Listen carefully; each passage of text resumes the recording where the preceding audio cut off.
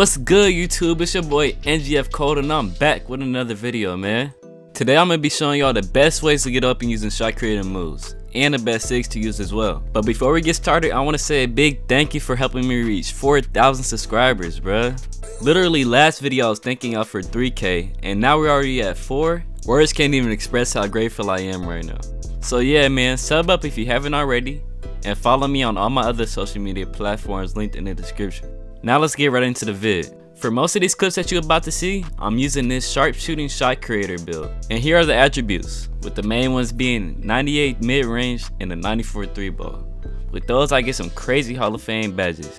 I get half Mini Magician, half Blinders, half Green Machine, half Deadeye, Gold Agent 3s, and some more great shooting badges. Alright, so now let's move on to pull-up jumpers. The pull-up animations that I had the most success with is Pro 2, Pro 3, and Kobe Bryant. I think Pro 2 and Kobe Bryant are the best though, and I personally like to use Pro 2 because I feel like it's faster and it's harder to contest. I would suggest you to try them all out for yourself in Gatorade and see which one that you like the most. The most important part about doing these consistently is getting to your spot, and that shouldn't take more than 5 moves. And a lot of the times, one hard dribble gives you all the space that you need. Like right here, I perfectly attacked his closeout angle and it gave me the wide open bucket. And when it comes to sizing people up, the reason I say keep it under 5 moves is because it makes you harder to guard. Bad things happen when you hold the ball for too long trying to force a bucket. You're gonna get to losing stamina. If you playing with randoms, they're gonna call timeout on that ass real quick. And it just makes you easier to be guarded in general because you're more predictable. So yeah, man, keep your moves to a minimum to keep the defenders on their heels.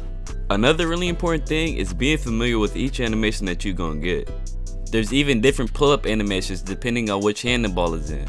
Like right here, I'm doing a regular pull-up with the ball in my offhand, and this is the animation that it gives me.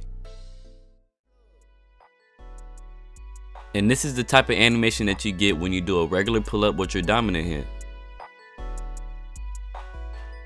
But I personally think that this one is the toughest one to guard. I'm telling you, that fade towards your offhand is something crazy. Like right here, bro is playing me way too close off the bad catch, and once he realized I was pulling up, it was way too late. Alright, for this part of the video, I want to go over pump fakes, but not your typical pump fakes. I call this one right here, pumping the brakes. It's actually hella funny how many wide open buckets I get by doing this. And all you gotta do is hit the shot. I think this is the best one right here though. Just look at all that space that I created. Usually when you come to that complete stop, your defender will keep running every time because they're never expecting it. The thing about doing these is sometimes it stops you at the midi, but it's all good though because you're still wide open. You gotta shoot it with confidence though, because if you brick, it's gonna look kinda bad. Alright, so for this part of the video, I want to show y'all the step through move that I've been doing recently. Now I want to preface this by saying this move only works in very specific situations. Like right here, my man stepped up way too hard. Then I hit him with the step through animation and it got me wide open. Right here my dude mistimed the steal, then I hit him with the step through again. The thing about doing these though is if the defender is still in front of you, then you may lose the ball. Like how I tried to do it right here, but it wasn't the right situation, so it didn't work. And that's the reason I said it works in very specific situations. But what I have noticed is this is a more favorable animation than this one. I'm not sure what causes the different animations. I'm pretty sure that they're situational though. So here's how you trigger that step through move.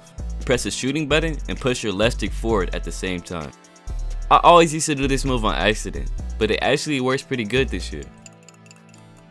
Alright, so for this part of the video, I want to talk to y'all about spin jumpers. It's a really good move to have in your bag to catch your defenders off guard. You can use the spin jumper to absorb that contact and use their momentum against them. It's pretty crazy how there's so many different ways that you can pull this move off.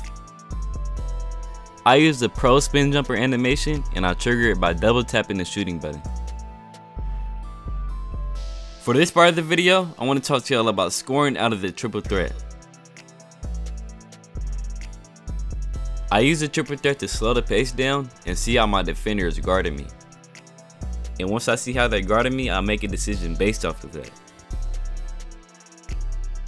It's also important to mention that your triple threat style does matter, and it dictates the speed and how your triple threat moves look. I mainly use pro triple threat style, but I switch between that and Kobe's. You can immediately tell when somebody has Kobe's on because the moves are really distinctive. I want to show y'all this combo that always gets me open out of the triple threat. The T-Mac special into that little hop back right there. So in order to do that T-Mac move, first you have to do the step over. Once you get the step over down, to trigger the T-Mac animation, you gotta flick your right stick counterclockwise.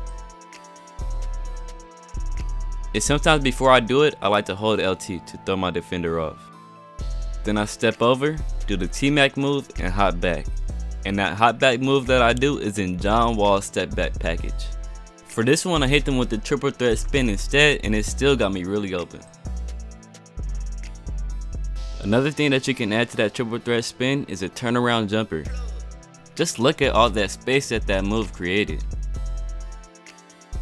If you sell the drive well enough, then you'll get them pretty good off the turnaround jumper. For this part of the video, I want to focus on off-ball shot creation. Some of the best shooters that we've ever seen have great off-ball movement, like Clay, Ray Allen, Rip Hamilton, Reggie Miller. Having good off-ball movement will get you a lot of great looks. Alright, let me break down this clip right here. I probably could have shot that, but I made the extra pass. I see him driving to the paint, so I'll replace him in that deep corner, creating more space between my man and my point guard. It's great to have a good sense of spacing because it creates more opportunities for you and your teammates.